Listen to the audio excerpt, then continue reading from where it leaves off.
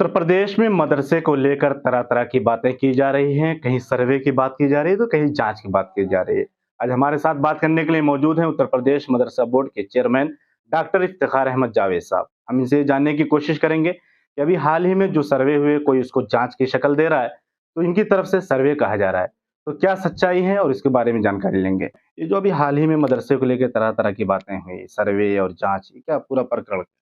नहीं समय-समय पे सरकारें सर्वे कराती रहती हैं। सर्वे स्कूलों के होते हैं, सर्वे कॉलेजों के भी होते हैं, सर्वे यूनिवर्सिटीज़ के होते हैं। मदरसे के सर्वे की हिमाकत किसी ने नहीं की थी अब तक। सरकार सबका साथ सबका विकास की भावना के साथ मदरसों का भी सर्वे कराया। सर्वे बड़े शानदार ढंग से हुए, मदरसे के लोगों ने सहयोग किया। सर्वे जब भी होगा सर्वे से एक डेटा मिलता है, डेटा से हम योजनाएँ बनाते हैं।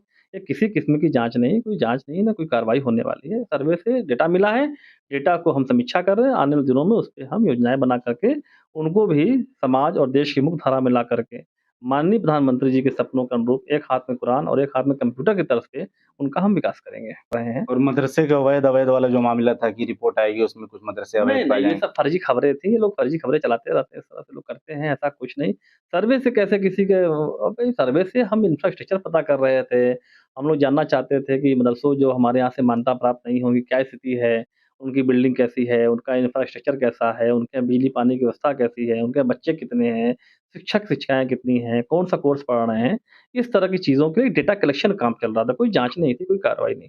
आपका एक बयान बीच में बड़ा ट्रेंडिंग में था कि दारुल उलूम और नदवा दोनों को किसी बोर्ड की उसकी ज़रूरत मान्यता की ज़रूरत नहीं, वो खुद मान्यता देते हैं। नहीं, नहीं, बीच में चर्चा हुई चूँकि जो गैर मान्यता मतलब जो मदरसा बोर्ड से मान्यता प्राप्त नहीं, उनको गैर मान्यता कहा गया। जी। तो इनमें ये नदवा और देवबंद की राह मानने लगे। मेरा कहना ये है कि वो लोग हमारे हमारे जो नियमावली है 16 उसमें साफ-साफ लिखा हुआ है कि दारुल उलूम देवबंद हो, नदवा हो, अशरफिया हो, सलफिया हो।